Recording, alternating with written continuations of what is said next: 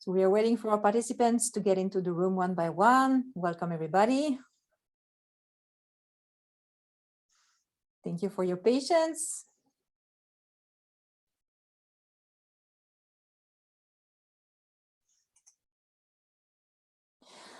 So welcome, everybody. My name is Audrey, and I'm very happy to welcome you tonight for this MBA session, this MBA series session, which is dedicated to a very important aspect of luxury, which is luxury brand destinations from tradition to innovation. So tonight, to talk about this fascinating topic, we have the pleasure to welcome Mr. Axel Hoppenot, who is the past executive president of Societe de Bains de Mer, in charge of sales and marketing. And he will be with Dr. Marika Taishoff, whom you already know, as she is the MBA Program Director. So tonight they will introduce the topic, of course, and please feel free to ask all your questions in the Q&A section of the webinar, and we'll be very happy to address your questions in the end of the presentation. So now let's start. Marika, the floor is yours. Thank you very much, Audrey. Thank you to all the participants. Thank you, Axel, for joining us today. Axel, you and I, we've worked together on quite a few projects, actually, case studies, articles, presentations in various parts of the world, including recently Dubai. So for me, it's a real pleasure to talk to you about this very important topic, which has to do with not just luxury, because I think most people are familiar with luxury, but also luxury moving away from just branded products into luxury services, experiences, and ultimately brand destinations, which has now become especially important in the world, especially post-COVID. So what we're going to look at is a couple of elements. First of all, why are we talking about tourism? And why are we talking about luxury? So Axel, you're the expert on tourism and also the expert on luxury.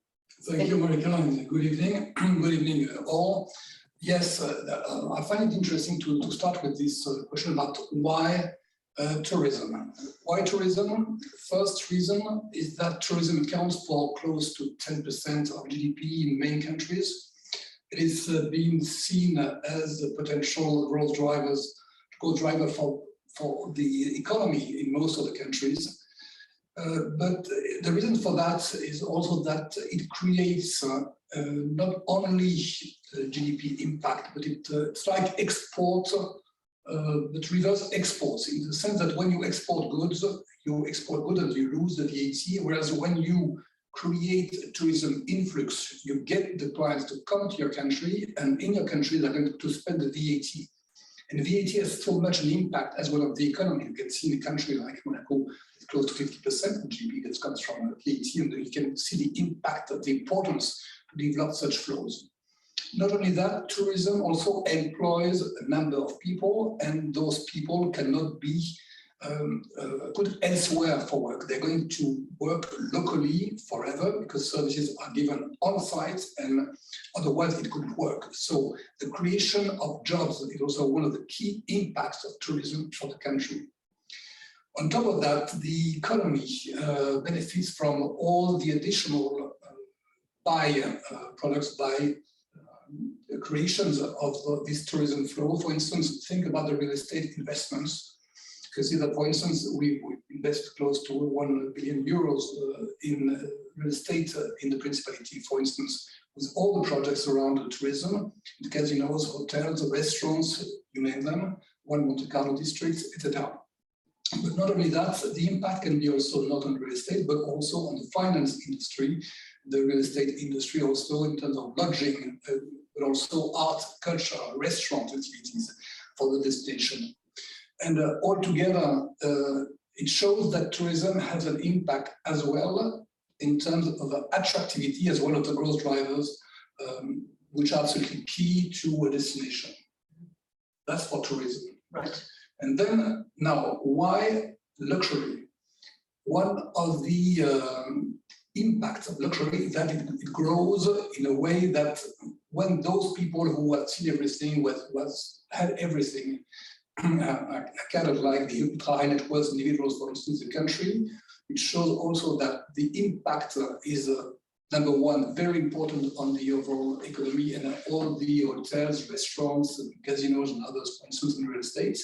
But on top of that, It starts with the ultra-high net worth individuals, but then from there, it has an impact on the rest of the segments that benefit from what you've been learning through the service that you've created for the ultra-rich. And I believe that combining tourism and luxury and creating kind of program in order to develop the know-hows about how to serve luxury and tourism together has a strong potential and can also open to additional areas of the economy. Right, absolutely. And of course, this is something in which International University of Monaco specializes. We have a specialization in luxury and also increasingly brand destination tourism. So this is something that we are also trying to cultivate internally. And of course, what better place to cultivate it than Monte-Carlo in the Principality of Monaco. Obviously. Exactly. Okay, I mean, luxury, what do we mean by luxury? And again, there are lots of different definitions. The simplest one is it's something which is expensive, but that's sort of a byproduct. Why is it expensive? What are the reasons for something being expensive? And here you can see some very academic, shall we say, definitions of luxury. You know, there's an exclusivity, of rarity, scarcity, aestheticism, beauty, culture, art, and of course, high price. And again, these are very well-known academics who have studied luxury over many, many years and have come up with some of these concepts. And I think we'll see while they're theoretical, we'll see that they're very practical and applied to what the Monte-Carlo Societe Bains de Mer has also been doing for the past 160 years, more or less. Other approaches, a social construct, you know, with social meanings that depend on the reflection of the user, this idea of a hedonistic experience, this idea of pleasure, this idea of sort of unique moments in life as well, which make luxury special. And again, we'll see this illustrated practically when we look at Monte-Carlo. And we also have some service approaches as well. In terms of, you know, exclusiveness, this unique moments related to services, the very special feeling of being with a certain group of people who are somewhat similar as well. You know, this idea of a tribal community almost. So you're sharing these service experiences with like-minded individuals, which gives one a feeling of shall we say, safety, contentment, and ultimately enjoyment as well. Okay. And here, luxury is viewed by Monte-Carlo Societe Bains de Mer. And this I'll leave to Axel, because this is the applied version, and we'll see it's basically very similar to some of the academic research as well. Great, thank you very much, Marika. So for us in the tourism industry, luxury tourism industry, luxury is definitely about unique moments that you can share. There's a close relationship between time and luxury. The moments of quality that you spend with your loved one, with your family, that's something unique. And obviously the most scarce resource is time, and you need obviously to get the best out of it. What we've been doing in the past years, or in the past decades, is create those rendezvous, these calendar events that makes it so important, so unique to spend those moments and unique benefits as well. And for that, we need to make sure that we address this for two main targets. It's a bit specific to what we do here. One is, number one, obviously the rich people who come here to live their dreams. And we need to make sure that whatever we propose is suitable to their needs and what they would like to spend a happy moment with us. That's number one. But we have a secondary target which we need to take into consideration when we think about destination branding and management. That's also the additional segments that people are going to come to witness the dream that the others are living in. And they take a shared dream by also witnessing these moments.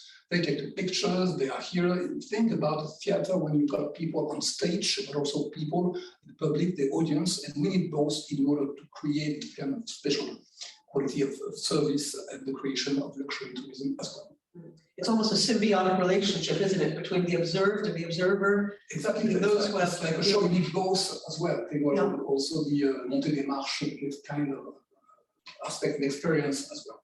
Right.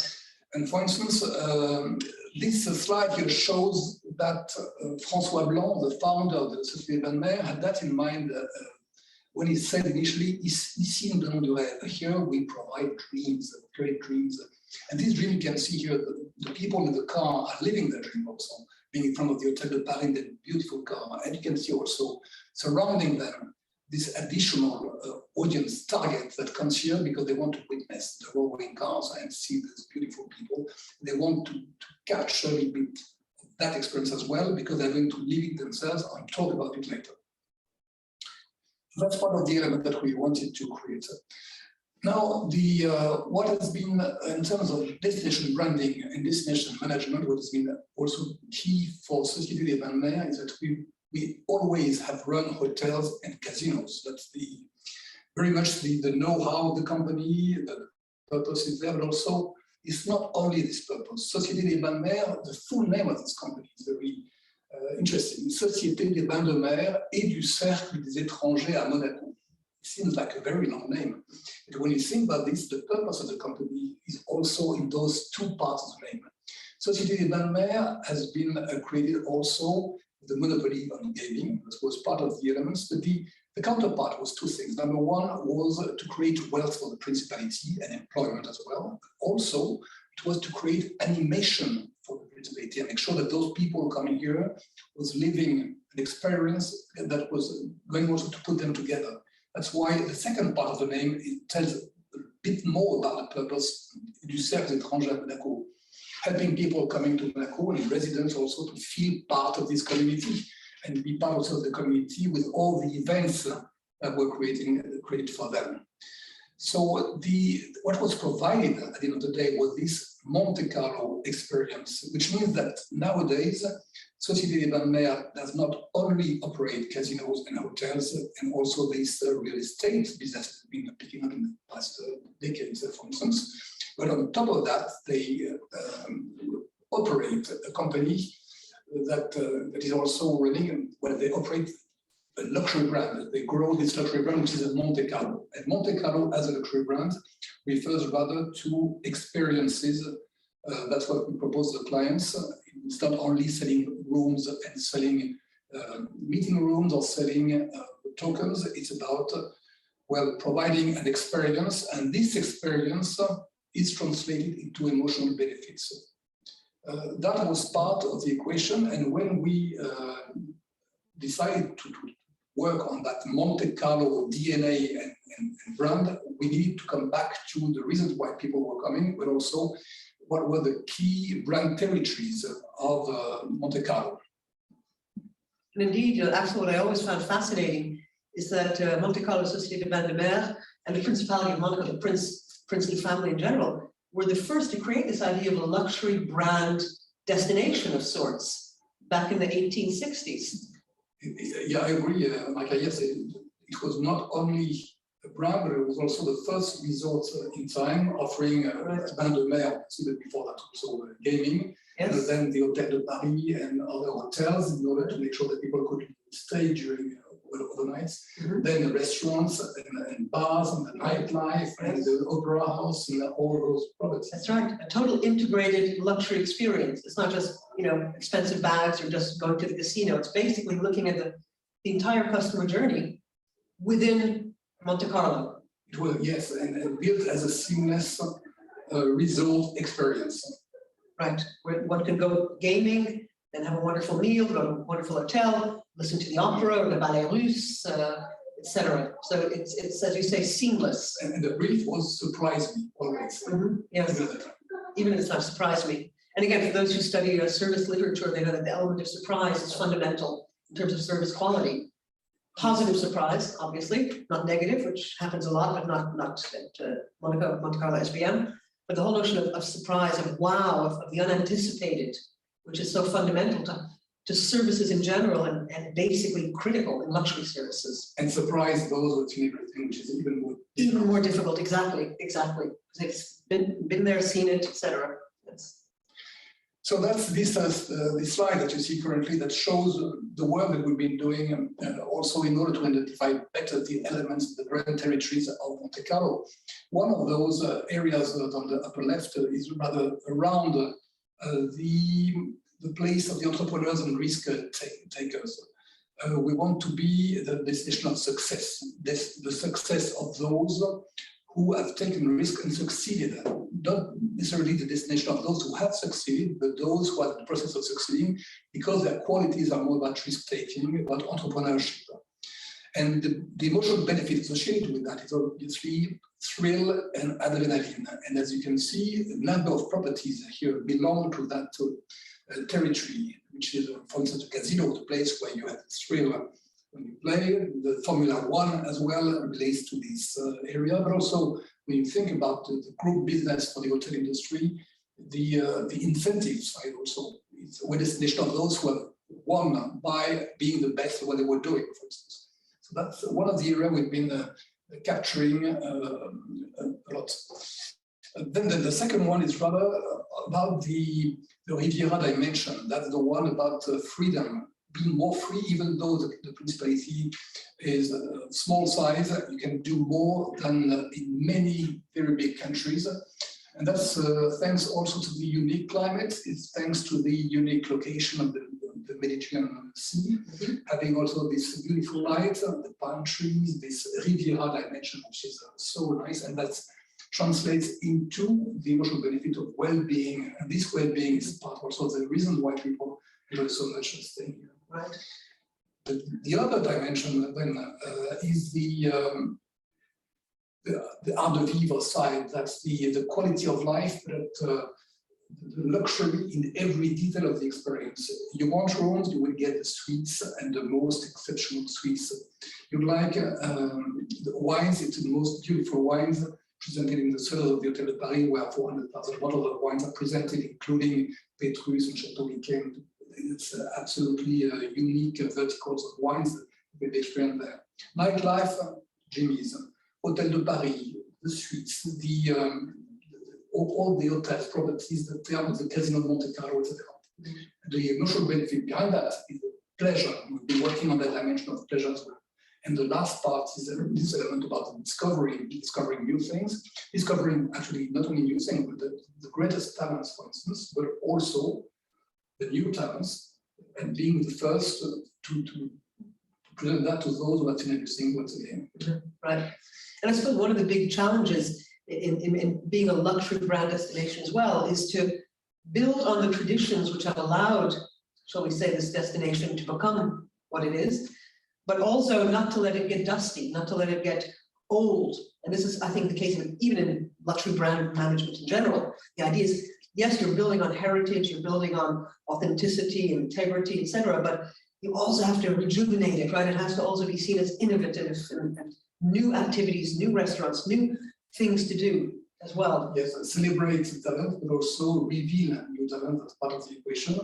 And one of the elements as well is to shorten the life cycle of the products and make sure that the products and services, when they're successful, that's the moment when we need to change. So we need always to create new concepts and trying to be ahead of the trends in order to make sure that when people come here, they feel that they live something that they will not find elsewhere.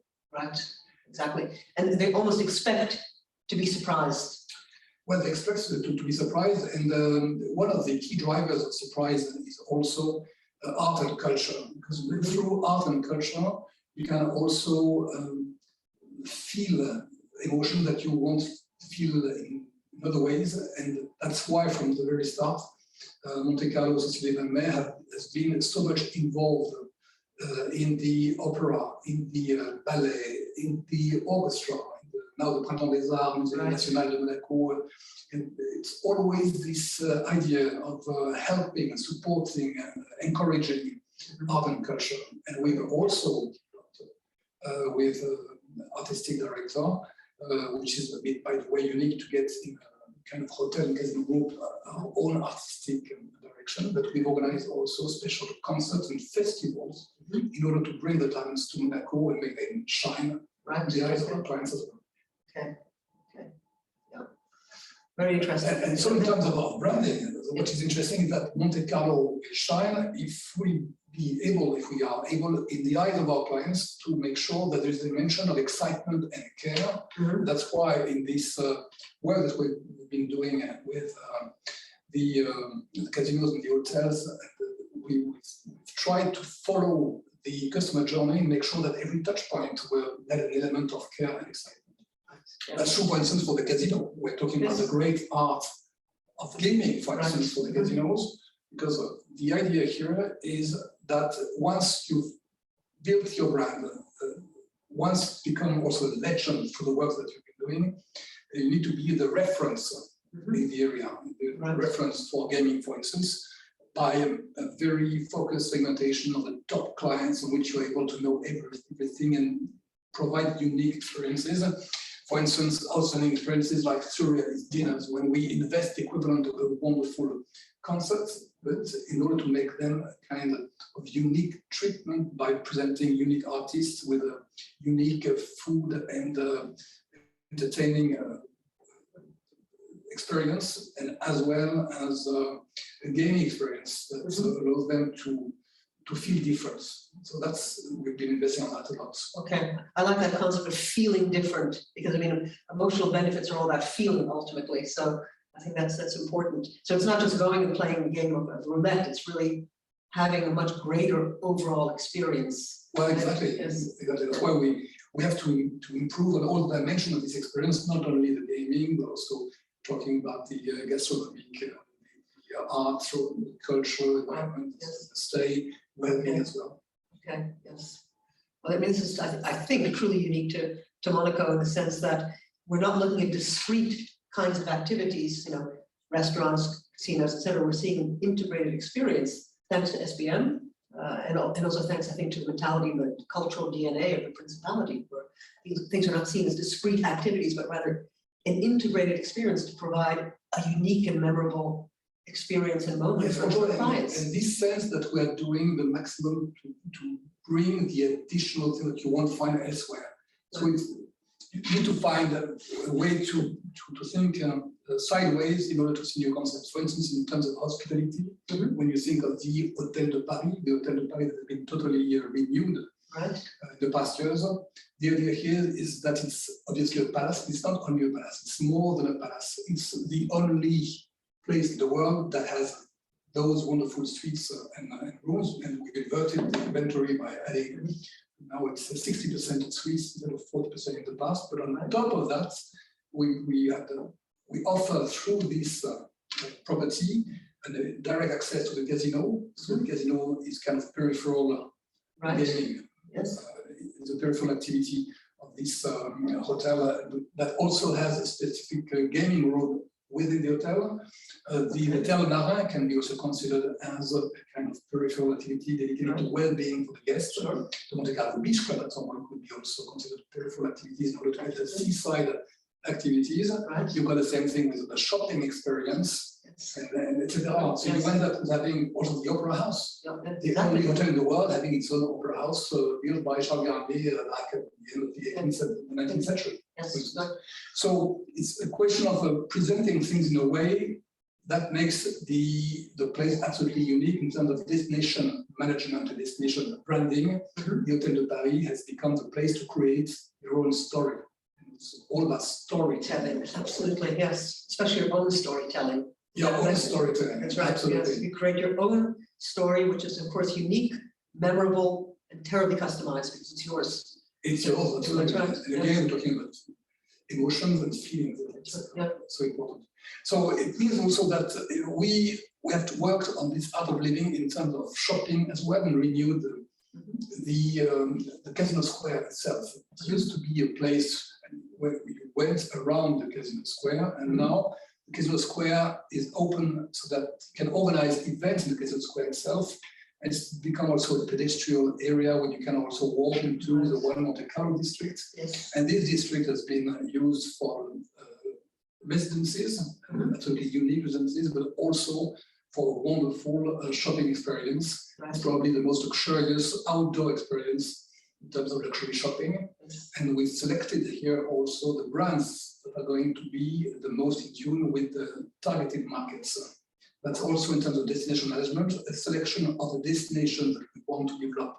And through the shopping value proposition, being able to differentiate and bring to the table an array of brands that you won't find elsewhere, that will be also so appealing for the markets that you selected and the people in these markets, for which you present a specific offering For instance, it's possible to get special défilés or presentations in your suites for some of the clients, privatizations as well, and people advising you to select the right type of products to go with what they selected before that. So altogether, the experience is about gaming, it's about hospitality, it's about shopping and real estate, entertainment as well, and it makes a lot of sense. Yes.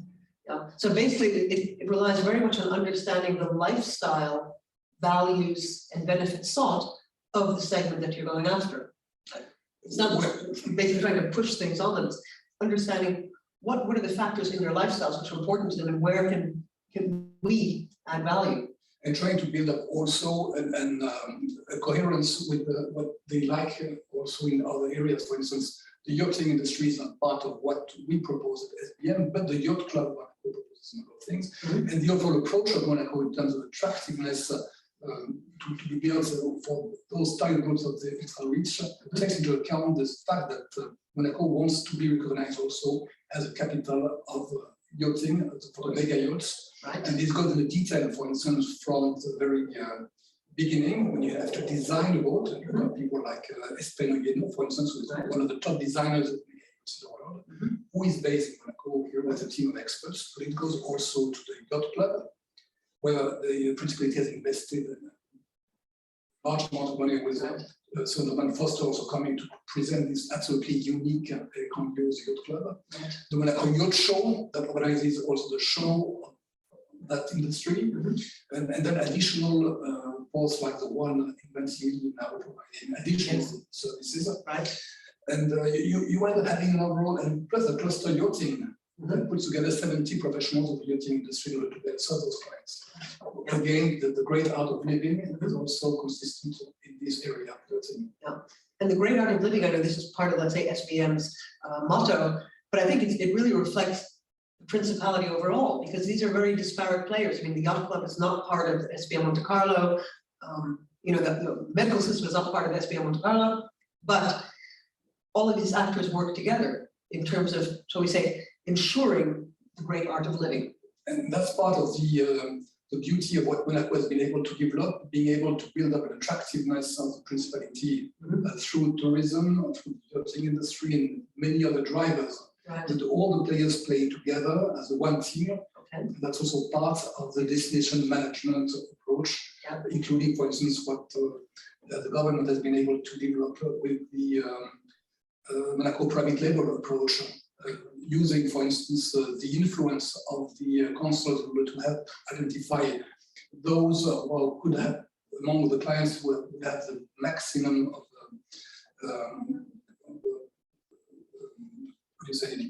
the possibility to feel well in Monaco in order to offer them the keys of the city and the best possible privileges. Yes, again, a very targeted approach. And I think it really demonstrates probably the key competitive advantage of Monaco when it comes to, shall we say, luxury destination management, is that it is an integrated luxury service ecosystem. Now, we're the various players who are not organizationally related in any way or structurally related in any way, still work together in order to pursue a higher objective in which all players benefit at the end. It's kind of a teamwork, including, for instance, the Monaco Economic Board as well. That's right, and yes. The work that the Monaco Government Tourist Office is working, and also the shift towards an approach of a management destination company. Right. That also makes a lot of sense. Absolutely, absolutely. And even here at the University of Monaco, we have a specialization, as we mentioned, in luxury and increasingly in tourism destination management and luxury brand destination management. And we're working together with people such as you from Monte-Carlo SBM, but also with the American University in Dubai, because Dubai sometimes is positioned as, shall we say, another luxury brand destination, to try to further understand what are the elements that go into creating and sustaining a luxury brand destination. Well, exactly, and obviously Dubai has other strengths and other assets, and it's interesting to see how they developed their own approach of tourism compared to Monaco. It could be also interesting to see how this compares to Vegas or Macau or Singapore and other destinations as well. Absolutely. Miami, for instance. So every destination has its own approach, its own DNA, and plays with their own cards. So Yes. the point here is to help whoever wants to work in this environment to become a bit more specialized and being able to find the opportunity of career within this growing business, because tourism will be growing and luxury will be growing, and those two industries combined are creating new businesses together. A huge dynamic, that's right, Huge exactly. dynamic, And absolutely. I think there's going to be a lot of competition for this designation as being a luxury brand destination, in fact, because it brings nothing but benefits ultimately to those cities, countries, regions that can attain that status. Yeah, absolutely. So I could encourage more all people who are currently coming to us to learn a little bit more about what we're doing, to come to this industry and try to become better at understanding the opportunities to develop together. Absolutely, absolutely.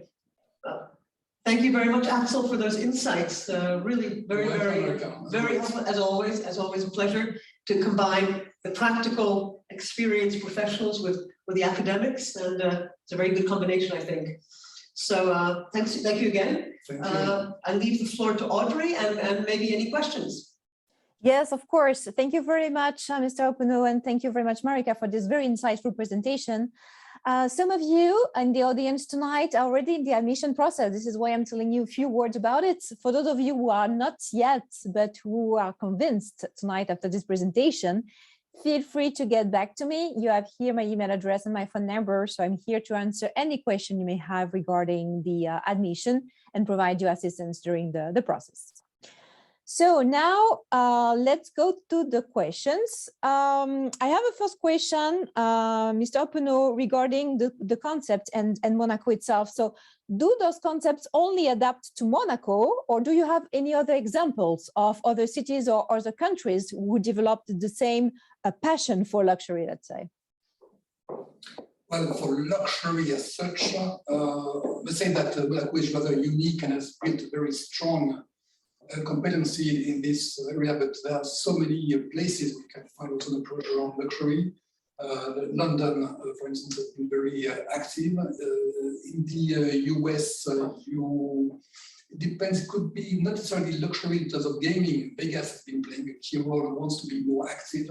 We see, for instance, that more cities are trying to also leverage the impact of the events that are organized in a place. So for instance, you can see that, for instance, Monaco has been among the first to believe in Formula One and organize what is absolutely unique in the worldwide arena, which is a Formula One Grand Prix in the city. That's a bit totally unique. Totally, yes. It's been a bit copied by other places. Obviously, Singapore has also innovated by organizing such an event at night, which is even creating something different. There will be even more countries trying to come and get those ideas adapted to their markets and also create additional events themselves. So that's why it's a huge market, and basically all the countries who are trying currently to create their own industry of tourism. I think, for instance, of the Middle East, think about the work that has been done by Qatar around football, for instance. Think about all the work that has been done by destinations for the snow events during the Olympics. And there will be Paris in 2024, also doing a number of events surrounding sports. So anything around sports, art, culture, all these plays a key role. I've been also very much impressed by the work done by the luxury brands in places like Paris, for instance, with the Fondation Louis Vuitton in the Bois de Boulogne, which is absolutely wonderful, but also Bourse de Commerce with François Pinault. Those brands are also creating their own foundation and legacy. So it's around legacy, heritage, and calendar of events having to do with sports and other activities. And we need to make sure that whatever we do in this format of education, we bring also to the table all these opportunities in order to create around those lines. Okay, thank you very much. Another question is related to art, for instance, because the question is, luxury covers lots of sectors and you cover different concepts. So can you tell us about concepts adapted to different sectors like art, for instance? You mean how art is playing a role as well in this? Yes, how actually is art impacted by luxury concepts? Oh, art is always interesting to see how fashion and art also have been playing together. Think about what Virgil Abloh has been doing. Talking about Virgil Abloh because I visited this exhibition at the Louis Vuitton Foundation last week, and I found it very interesting to see the influence that he was bringing from the street as well, with this off-white experience, and bring this to Louis Vuitton, and playing also with other brands like Supreme and others, and all those cross activities between, for instance, Ferrari and Supreme, and then you've got singers, Pharrell Williams, and also playing with people from the fashion industry, or creating new lines of products. All this luxury art, it plays together more and more, especially with contemporary art. And you can see those lines blurring a little bit between those areas, between the luxury. Luxury also, as always, allowed the creation of unique products thanks to the artists. We've got also exhibitions, for instance, rings which have been created by artists, and they are part of a collection of 200 items that were presented here in Monaco 1 year ago. I can't I think there's always been conceptually and philosophically a sort of a link between art, culture, and luxury, because they're all unique. They're rare typically. They tend to be appreciated typically by people who can afford to appreciate them and want to appreciate them. So I think there's a link between art, culture, and luxury in terms of the customers, in terms of the nature of the object itself, in terms of the rarity of the object. So to me, there's a clear overlap, and I think historically we've seen that many of the great artworks were basically financed by the ultra high net worth, the Medicis, et cetera, of their time, et cetera. So there's always been this link, I think, between the sectors. And the uniqueness of the masterpiece. Exactly, that's right. Uniqueness, of course, the value, et cetera. And I think Absolutely.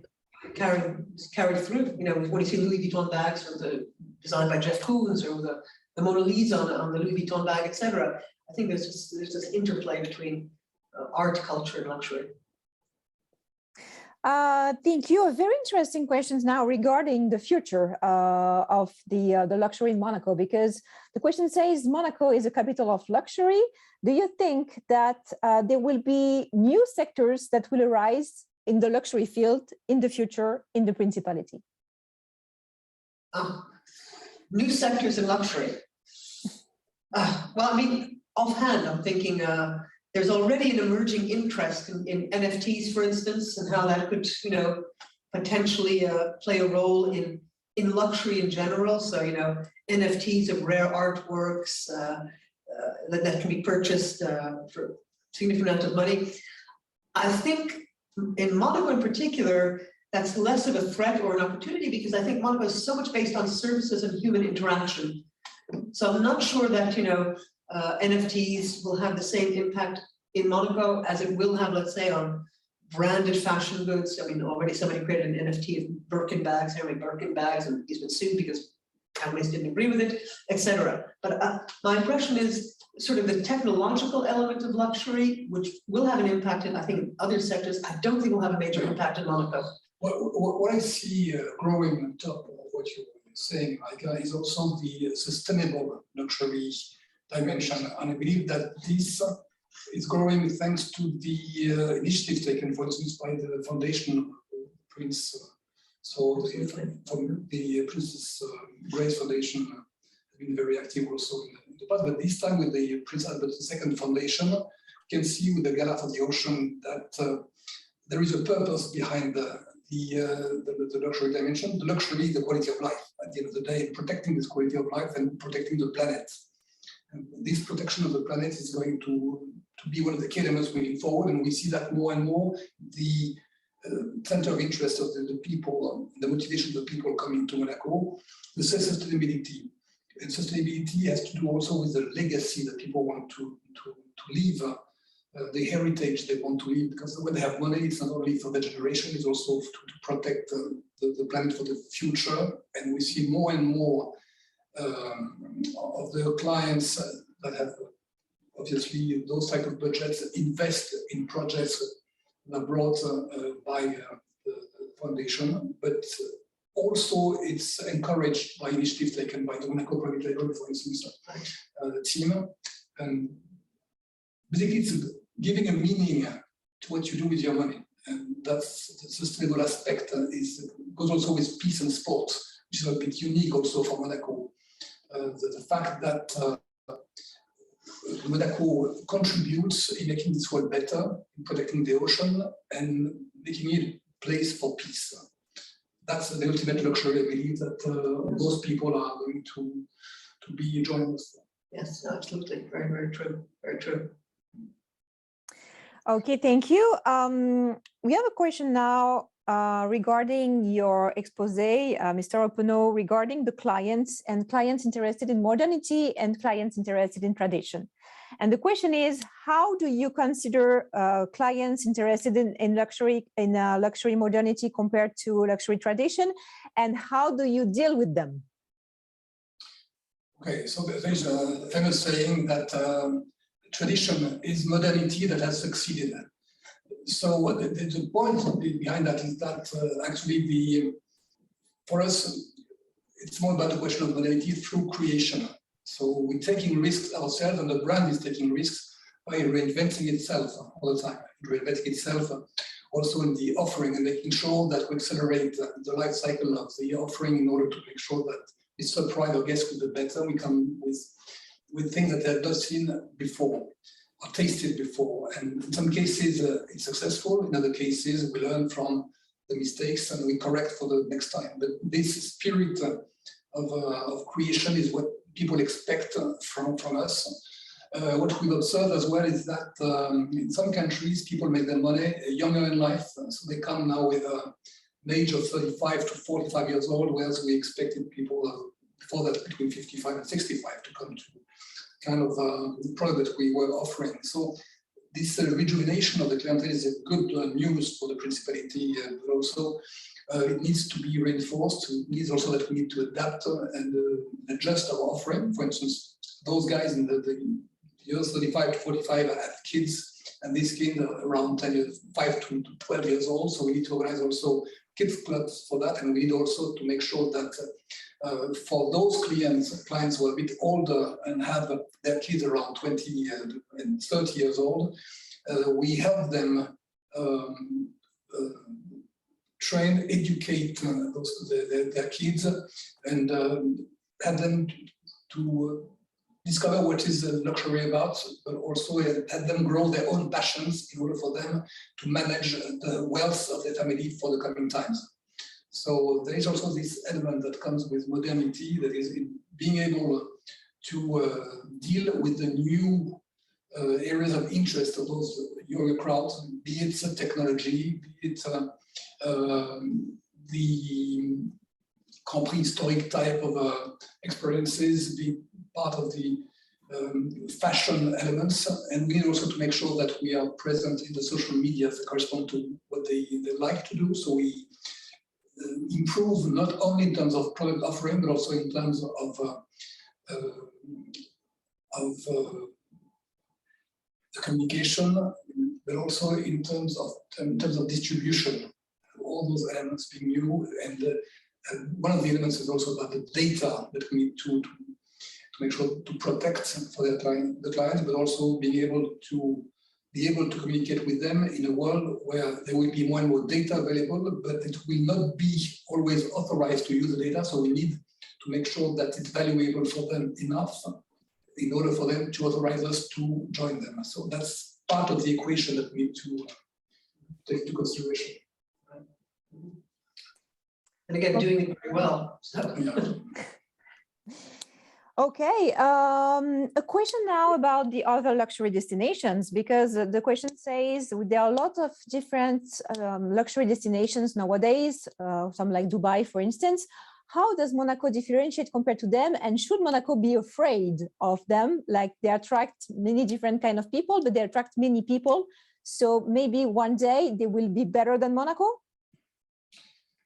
So the other material is a question of what differentiates Monaco. The first answer that comes to mind after listening to our clients that differentiates us is our roots. 155 years of events in Monaco, of creation, 150 years that have built this kind of unique calendar of events that most destinations would like to create in their own country. That's why we see currently the work that is done by the destinations in order to create their own events. We are lucky to have developed this type of events already. We have a calendar full of sports events, of artistic and cultural events. It could be the rally, the Formula One Grand Prix, the historic Grand Prix. It could be the Rose Bowl in terms of social events, also from Foundation, the Legacy part, and the Croix Rouge, obviously.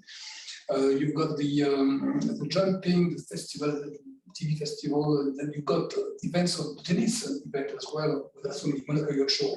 And so every month there is something happening, and year after year it reinforces as well the experience and the image of Monaco as a capital for such events, for instance. So that's part of the things that make Monaco unique, and we don't fear the competition. We even believe it's better, and there could be various forms of luxury as well. And there could be some destinations for short breaks, some others for longer vacations. And we can see also that depending on the markets, some of the clients like to come, for instance, for longer durations during the summer and on beach hotels, whereas other markets prefer to come for short breaks and be in more central hotels like Hotel de Paris, Hotel Hermitage, for instance. So all this differs, and what makes also Monaco Monte-Carlo unique is this blend of experiences between casinos, hotels, gastronomy, etc. There are not that many destinations where you can find this mix.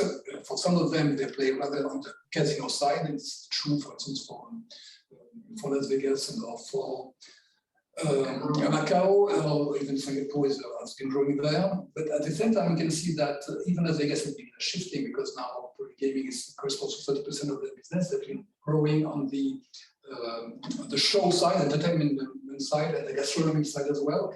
So and also the group business activity.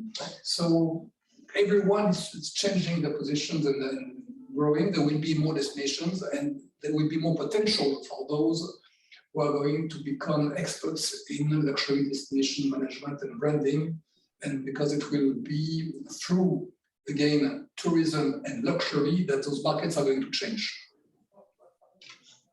Okay, thank you very much. Marika, a question for you now regarding the program itself.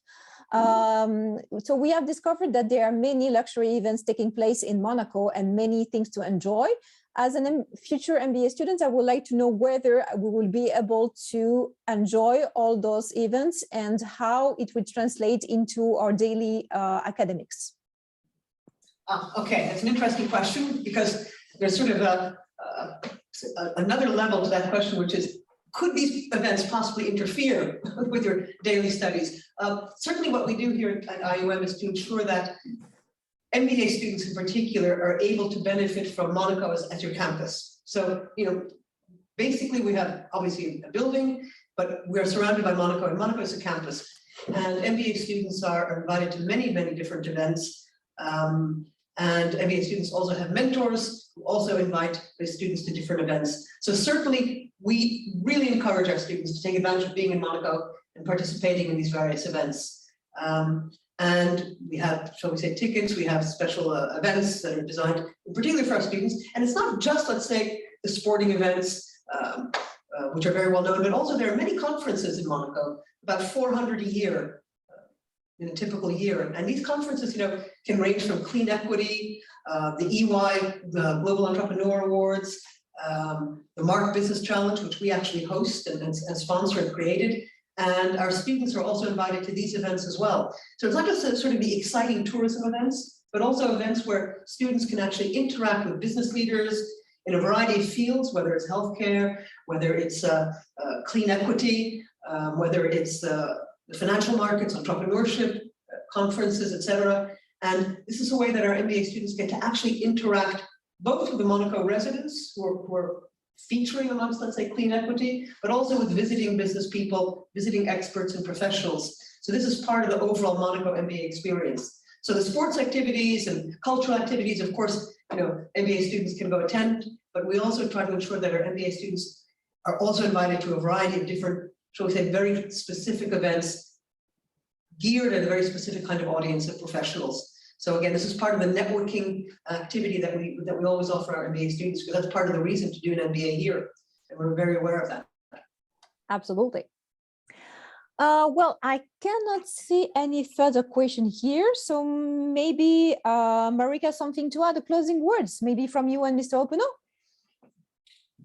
Okay, again, thank you very much, Axel, for your very precious insights and practical observations about the world of luxury, about the world of tourism, brand destination. And it's always a pleasure to discuss these issues. As you said, it's a growing sector. I think it'll become more and more important as luxury continues to grow, because there's a growth in high net worth, ultra high net worth individuals. So certainly the clientele for luxury is growing, and tourism as well is growing and will continue to grow, because people are looking for experiences more than anything else today. And that's been shown in a lot of research in terms of luxury customers. Do they want to buy another car? Well, they already have several. Why? Do they want to buy another handbag? What they're looking for are unique experiences, now memorable experiences, customized experiences, ideally with their families, something which can be shared. And this is why I think luxury brand destinations is the next big sector in luxury overall, and will require special skills and special insights. So, and Axel, you're an expert in that whole area. I fully concur, Marika, and I would add that definitely the networking dimension of Monaco is key. Monaco has developed itself as a place for movers and shakers. And those movers and shakers are the ones changing the world, and all the events organized here contribute in changing the world one way or the other. And being here is also a way to lead those changes from the front row. And I believe that IOM is playing a key role here, because by capturing the trends and the spirit of what's changing, it's incorporated as well in the programs, and that gives us additional opportunity to present all the students with not only an academic content, but also very practical content and discovery from the first row to what's changing currently in various areas. And luxury and tourism are definitely going to lead the way in changing the world as well. Absolutely. Thank you. Yeah. Thank you very much for all those presentations. It was very fascinating and insightful. Before we leave and close this webinar, maybe Marika, you would like to announce the next session of the MBA series. Sure, absolutely. So it'll be a slightly different topic, but also very engrossing, and also looking at innovation within traditional sectors, etc. And it will be a presentation on decentralized finance, what that means, implications on the financial sector, implications on economies, etc. And that will be on June 23rd, and it will be presented by one of our top professors here, Professor Alessio Castello. So I hope you can all join. It'll be very interesting, even for those who are worried about finance and don't really think finance is that interesting. Decentralized finance is something else. Indeed. So finance is also one of the coloration that we give to our MBA program. So it will be very interesting for some of you to attend too. So thank you very much to our attendees tonight. And thank you very much, Mr. Hoppenot, for being our guest tonight. Okay. Thank you for having me. And thank you, Marika, for hosting this webinar. Thank you very much and have a very nice evening. Thank you. Bye-bye. Bye-bye. Thank you. Thanks.